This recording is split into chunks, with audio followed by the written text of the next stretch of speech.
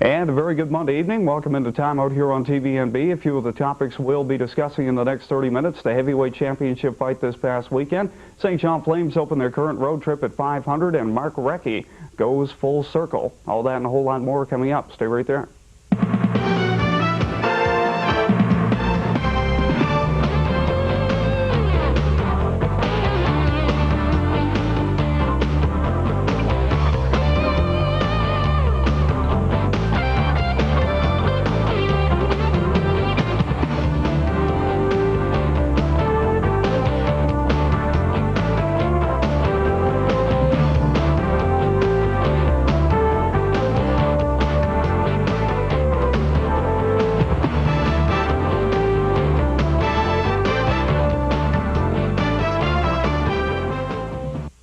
And a very good Monday evening. Hope you had a great first day back to the work week. Jim Hennessy sitting alongside Barry Johnson. It's been a long time since we had you back in here, man. Yeah, it's been a while. Hey, nice to have you back. And Bruce McDonald sitting in with us this week as well. Well, let's get right to it. Barry, I know you're all fired up about this one, so we'll let you open up with it. The heavyweight championship, supposedly unification bout over the weekend at Madison Square Garden. It was a joke. Plain and simple, it was a fix. The fix was on, obviously. Lewis clearly won the fight. Holyfield won the third and maybe the 10th round. That was it. And when Holyfield, at the end of the fight, went back to his corner, he had his head down. He knew he lost. And the look on his face in the post-game interviews afterwards, he was totally shocked at the decision that he still had his belt. How about Lennox Lewis, the look on his face when they're reading the scorecards back? I mean, they haven't even announced that it's going to be a draw, and all of a sudden it's, 115 to 115. Lewis is just like, what's going on? What fight were you guys watching? Well, I really don't know what the judges were thinking. Obviously, Don King slipped them a little something there, and, I'll openly say that fight was a fix. There's just no question. I mean, Don King has got to get out of boxing. I mean, I know there's only one way he's going to get out of it, and that's when he's 6 feet down. Indeed. But, yeah. He's got to get out of this because that ruined a perfectly good fight. Lewis should have the belt right now. No question. Bruce? Well, I didn't get a chance to see the fight, Jim. I didn't realize that Fundy Cable is showing it free to some people, so... so anyway, one thing I do have to say is the heavyweight the division has become a joke over the last few years anyhow. I mean... you have to go back almost to when Muhammad Ali was in his prime when you saw some good fighting in that division. We were talking about this a few shows ago. The real fighting's in the light heavyweight, maybe the lightweight, middleweight divisions and so on, And this is just more fuel for the fire, basically. I think the heavyweight division with this fight had a real chance to rebound and put itself back on the map and say, okay, here's two not, the best heavyweights in the world, but they hold all the belts right now. So, I mean, Evander Holyfield getting a little long in the tooth, Lennox Lewis, the young buck coming up trying to steal his thunder, but... I mean, it's a joke, and I mean, that's the best way to use it. We could use some more colorful four-letter words to describe it, I'm sure, and that's what a lot of people were doing after the fight was over and the scorecards were announced. But I think they had a real chance to turn the corner here after the Mike Tyson saga that continues to run along. Every 30 days, something new comes up with him, but I think they had a real opportunity. But any boxing fan that watched that fight, I think, can honestly say they weren't concerned with this fight. They were more concerned with the rematch. Would you agree with that? Or? Well, obviously, it's the bottom line is the dollar. I mean, Don King thought, boy, I got an audience here for this one. I imagine the judges were probably informed of that, probably, and hey, I can make some more money out of this, and let's make the draw, and we'll get another, whatever millions he gets out of this. But the only positive thing of this, Holyfield went with both ears, so that's about it. That's the only positive. But I must say, though, the two undercard fights were the best ones to watch. Yeah. They were exciting to watch. There was like 3 knockdowns in the first one, 4 knockdowns in the second one. Finally, the referees had to call it, and it was a TKO on both of them, which was really entertaining. Yeah. The only excitement in the Holyfield-Lewis fight was the wrestling match that they did, I think it was about round 6 or 7. That's about it. But Holyfield said when he went back to his corner at the start of the 3rd round, he said, I'm going to knock him out. This is when I'm going to knock him out. And once he didn't do it in the 3rd round, he did nothing. He couldn't get on the inside of him. It's almost like he gave up. Yeah, he couldn't get on the inside of him. Lewis did a great job keeping him outside. The jabs kept snapping Holyfield's head back all the time. Yeah. And it was a good fight to watch on Lewis's side.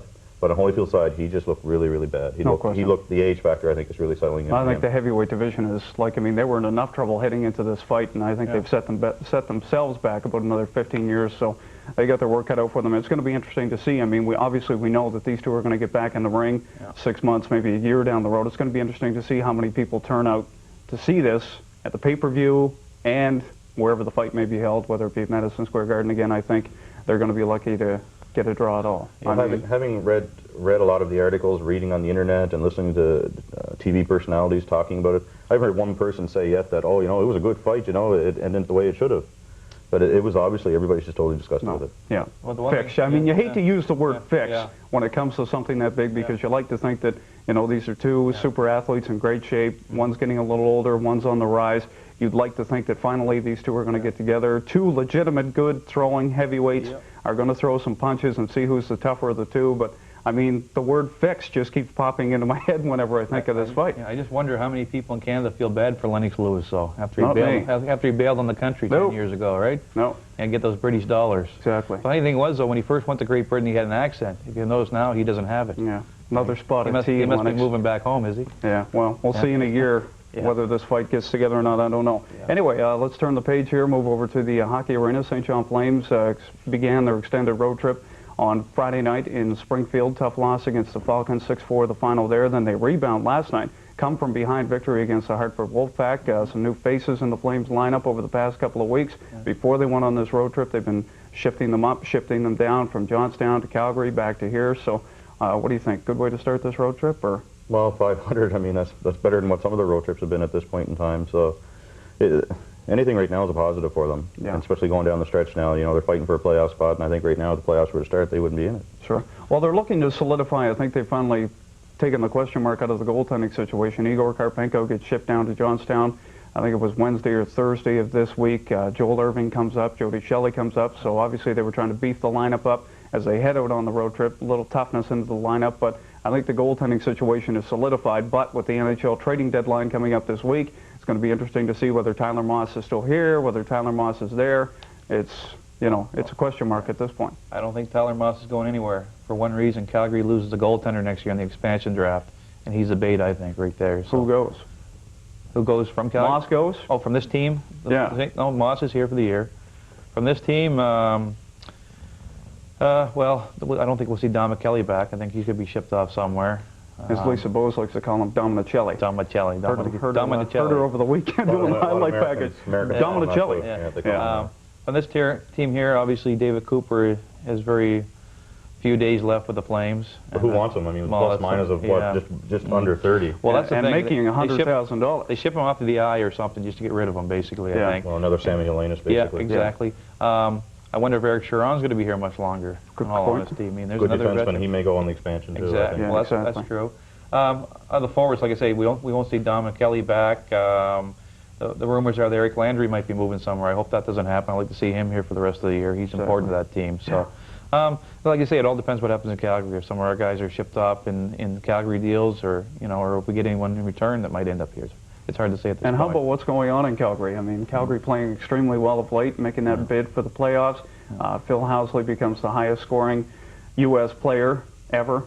Takes that over the weekend. I mean, positive things are coming out of Calgary right now. I mean, they're in that drive for the playoffs. They're now tied with Edmonton for the 8th and final spot. So do they make the playoffs? Do they get over that hump this year? And can they do any damage if they do get into the playoffs?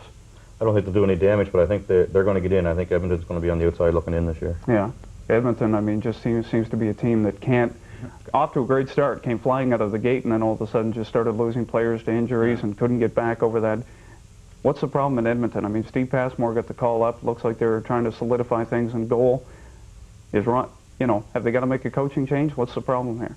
It's hard to say in Edmonton what the problem is. I mean, like you say, Passmore looks like he might be given a shot at the #1 job right now with Stoltnikov being dealt off. Because Bob Asenza certainly isn't a #1 goalie in my opinion. So it's hard to say. Between Edmonton and Calgary, I don't see a lot to choose between the two teams really. But like I agree with Barry, either one gets in won't damage first or second place team. No Cinderella story then. No, I don't think so. All right. There's a possibility though they could be an upset. I mean, those things happen. I mean, let's face it, they're going to play the first place team in the division or in the conference or whatever the case may be, and there could be an upset there because that first place team could say, oh, they're in 8th place, it'd be a pushover. It's happened before. It's happened before. Yeah. Oh yeah. Well, I mean, look a couple of years back when San Jose played Detroit in the first round. Beat them handily. And how about the Sharks playing extremely well coming down the stretch? The other Sutter brother has got them playing extremely well at this point. I mean, looks like they're going to make the playoffs. And I mean, just like we discussed, I mean, they've done damage before in the first round and knocked out that first place team and cleared everything up, so the other teams have a good run at the getting to the championship round. So does this team do any damage?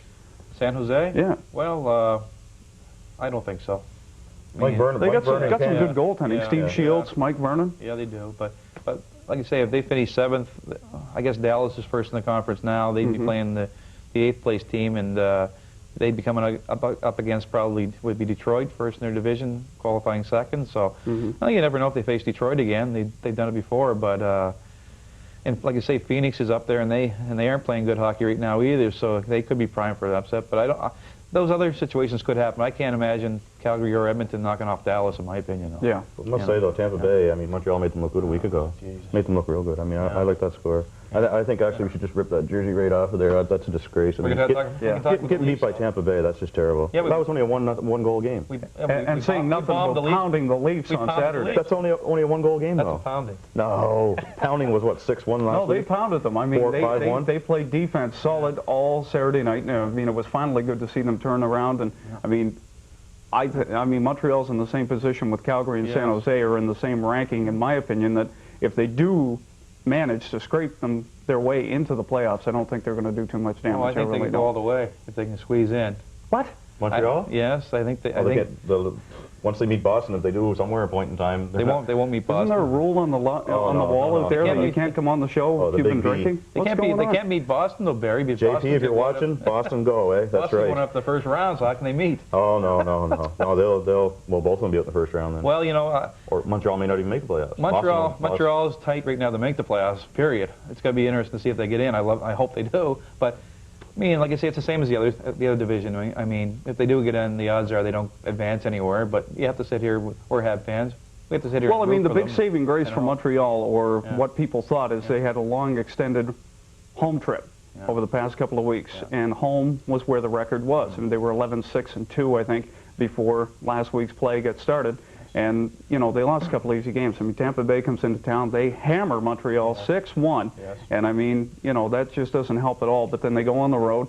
And, of course, they're the busiest team, making trades, looking to shift things around before the trading deadline comes up by the end of this week. Let's talk about that for a minute. Mark Recchi is gonzo. Bye-bye. And you don't agree with that, but... I just don't think they get anything for him, Jim.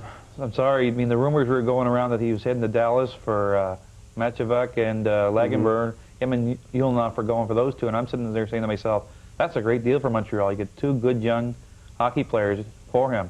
Now they send him up to Philadelphia for a guy that hasn't done anything in 3 years. Sure, there's people are going to say he's a good young prospect too. He's only 20 years old. Yeah, I'm sorry. I'm sorry I don't see much there myself. So they get 2 draft picks. Dana Zubras, I think, is going to be a player, like not, you know, a high-caliber, multi-million-dollar-a-year player, but I think he's, you know, a player that can grind for Montreal, that can score, you know, maybe 30, 35 goals a year once he gets into a position where he knows he's going to be playing every night on a daily basis. And I mean, he's not going to be buried on a third line in Philadelphia like he was in Philadelphia. He's going to be playing on the first or second line, guaranteed. Look at it this way, though. I mean, at least they're getting something in return for him because they would have lost him at the end of the season. Exactly. Anyway. They would have gotten nothing. At least they got I agree, three. but I'm saying I like this Dallas deal a lot better that was rumored around for Dallas. weeks. Dallas wasn't going to give up anybody for just Mark Recchi by himself. And you mentioned draft picks, but the way Montreal's draft this year has been lately, I don't think that means anything to them right now. Our coach is doing the scouting for them. Yeah, really, isn't that true? Isn't that true? Boys, we're daggering everybody this week. I guess everybody's taking the best shot so far. Anyway, we'll try to patch up all the wounds here, and we'll come back in the second half, and we've got highlights from the AAA Midget Flames game where they bowed out of the playoffs earlier this week. That's all coming up and a whole lot more. Stay right there.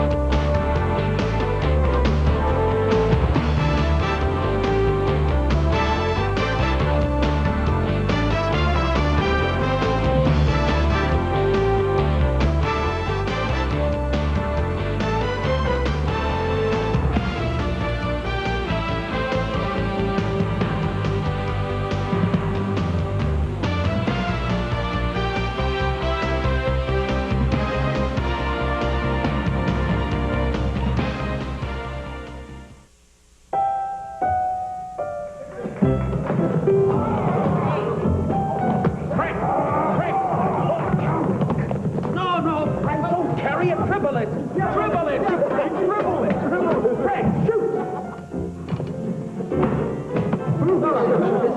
kind of Canadian jokes, sir? I mean, I know you're the instructor and everything, but if we can't carry the ball, how can we get a decent shot at the peach basket? All right.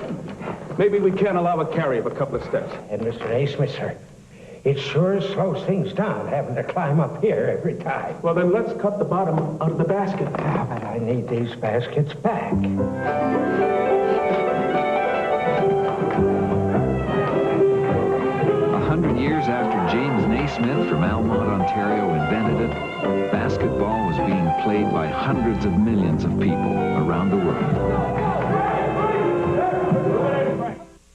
The Discovery Channel. The breathtaking beauty of nature. The adrenaline-pumping thrill of adventure. The mind-bending marvels of science. The very best of documentary programming and fascinating features. Asking the questions and uncovering the answers, exploring the most unique natural habitats, witnessing the world. The Discovery Channel. There you are. TUDOR, T-U-D-O-R. That's Henry's decree. And not all batteries are created equal. They may look alike. Shift, Tuesdays at 9 and again Saturday at 6 on Channel 10, TVNB. Brought to you in part by UAP Napa. Feeling like an outsider? Get the most interesting stories from around New Brunswick from the last 7 days on This Week, Fridays at 8 or Sunday at 6 on Channel 10 TVNB. Sponsored in part by the New Brunswick Telegraph-Journal. In New Brunswick Midget AAA playoffs, Game 4 semifinal between the Moncton Flyers and the St. John Flames was played at the LBR, with Moncton holding a 6-0 lead in the first to 8-point semifinal and looking to sweep the Flames in 4 straight. And Moncton opens the scoring at 1:31 of the first period with a point shot from Jason Wilson beating Andrew King from the point. It looked like it might have been tipped in front, but the goal goes to Jason Wilson regardless. St. John comes back to tie the game at 9:41 of the first, and Moncton gets a little sloppy in their own blue line and couldn't clear the zone. And St. John's Scott Steeds makes them pay with a wrist shot from the top of the left circle.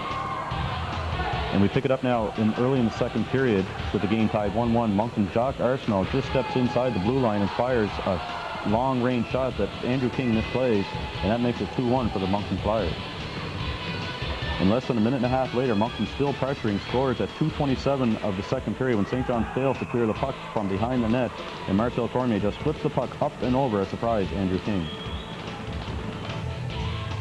And with the face-off deep in Moncton's zone, Moncton's Jules Saunier comes out with the puck and skates in over the blue line and fires a shot from the top left-hand circle and makes it 4-1 for Moncton at that point in time. That was only about a minute and a half later, and that was it for an Andrew King, and enter Ed Jenkins to play for St. John in goal now.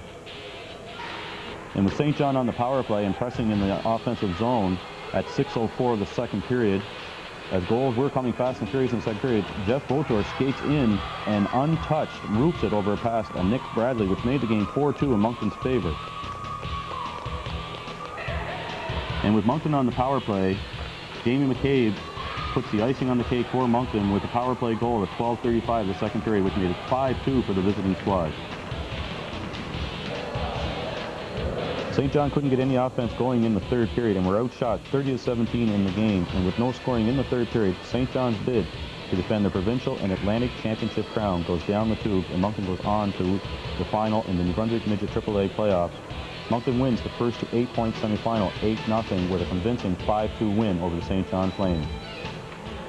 And welcome back into the second half of time out here on TVNB. You can see on the screen now the AAA Midget Flames playing their 5th game in the series as they went down in defeat 4-1 in their semifinal against Moncton, and kind of a tough loss for the Midget Flames. I mean, they really had a great season last year, making it to the Nationals, and now all of a sudden they get knocked out in the semifinals against a team they beat to win the Atlantic Championship. So everything kind of comes full circle. But as we talked about as the year went along, the Flames had a lot of holes in their lineup where they were solidified last year, had some strong goaltending, and they really had to build from the ground up, I think, this year coming out of the gate, and they really couldn't get it going. And, you know, they lose out to Moncton pretty swiftly. I mean, they only win 1 game, so tough loss for the boys.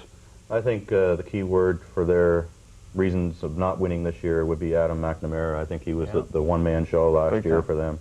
He took them to the Nationals. I mean, there's no question there. It was him that did everything. Yeah, no question. I agree on that one totally. I mean, I didn't see the Midget Flames play a lot last year, where I'm a high school hockey man mainly, but when I did see them, McNamara was incredible in my opinion. And that was obviously the biggest difference you saw coming this year. You knew that, nothing against the goaltenders they had this year, but they didn't have Ed McNamara. And I mean, it looks like he might be the #1 man next year for the Moncton Beavers. That's where it's looking right now, yeah. Well, when they clinched the Atlantic Championship, I was in Moncton for that final game, and I mean, Adam, just second period alone, I think he made 25, 26 saves. I mean, literally stood on his head. I mean, Ivan at one point, the way Moncton is set up in their rink where they play, at the Carroll Arena, I was standing pretty much right behind the bench, and Ivan a couple of times when, you know, they blew the whistle and called the play dead and Adam had it underneath, it was just like, how did he stop that? You know what I mean? Like, how did he possibly see that? So, yeah, no question, goaltending was the big thing for them. That was the best goaltending that team's had probably since they had Titus and McGuire at the same time. Yeah, so no question. Well, the rumor mill is circulating. Of course, their season is over, so now it's time to sit back and be the armchair athlete and figure out where everybody's going. Of course, a couple of kids will make the jump from different leagues, but the rumor has it right now that Ivan Botor, the head coach, is going to be making the jump into the junior B level because his son Jeff, of course, is going to be making the jump into the junior B level as well. So what do you think of this? I don't know. You just threw this at me before we went on air today, so I don't know. I don't know. It all depends on the ownership thing and what's going on there, and because I think there's a clash of titans there between the owner and Ivan Botor. They never really saw it eye to eye at any point in time that I've known them. Yeah. But it'd be great, I think, if Ivan can. Maybe he can turn that program around. I mean, he's done a great job for the midgets. But on the other hand, who's going to take over for the midgets? Is Greg Leland going to stay there with the midget program, or is he going to go with Ivan? Because, I mean, they were together in Bandom, and then they moved up to midget, and, you know, as the next step, junior B for these two. I think they could do a great job with the program here and make something of it. And like you said off the air, maybe go to a junior A level again. Sure. And maybe get some good hockey back into the city, junior A hockey. Dynamic duo, no question about it. I think if he does move up to play a year at junior B, then I can't read their minds, but I would think the ultimate goal would be to go junior A eventually. I mean, get junior A hockey back in City St. John. I mean, when junior A hockey first came here 3 years ago, the fan support was there in the beginning. I mean, a good 1,000 people a game there, and then of course the team was so poor. I mean, Moncton would come in here, we'd be down 8-0 after the first period. Who's going to go watch that? So I think there could be support for really good junior B or junior A hockey here if Ivan or anyone else can build that program up. But if they're going to bring a junior A team in, again, I think they have to go with limited amount of owners, not go with 12 owners like they did before. Well, we covered it. I mean, you worked with the team, and I was covering it for the radio, so, I mean, we saw what was there was too much turmoil. There was way too much. There was too many Chiefs. Too many Chiefs. Not enough Braves. I mean, the kids were hearing what was going on, all the bickering. They didn't keep the bickering behind closed doors. It was wide open bickering. You know, you could hear it in the stands. And there was a few names that you could mention here, but, you know, we've already daggered enough people here. To protect the innocent, we won't. I mean, you know, there were some kids getting paid by a couple of the owners that, you know, weren't getting, the other kids weren't getting the same pay, and they're saying, well, you know, I'm working just as hard, you know, and there was some extra incentives there for some of the players, too. I mean, Denny McDonald was, you know, he raked in some coin here, and a few others. So. The thing that I found hard covering that team was that a few times, I mean, you kept me posted on what was going on most of the time. When I, you know, you knew because you were right there and you were working for the team, and when you heard something, you'd call me and let me know, and we'd cover it. Say that too loud now. Well, no, I understand, but the thing I covered those things up. I said, no, I didn't say that. I didn't say that. The thing I'm saying is that, I mean, if you're going to have, you know, a following with the team, then the fans want to know what's going on. If they're going to pay some money to sit down and, you know, it wasn't that much for a season package. What were they charging? $20, yeah, and I mean, that's pretty good, and it's good quality hockey. But, I mean, if you're going to have a following with the team, they want to know what's going on. Not just on the ice, but if a kid's hurt or a kid's going to get suspended or whatever the case might be, or if he's being traded, they want to know this. And they have to know it because you have to keep them up to date. And a few times when something... Well, we'll use an example. When Harry Noyles broke his shoulder blade. Exactly. I mean, Jamie Kennedy was the coach at the time. He went up one side and down the other. Said, no, don't leak that out, don't leak it, because I think we're going to Amherst or Antigonish the next day or something anyway. And he didn't want them to know that, hey, you know, we're minus our tough guy here, and they're going to walk all over us.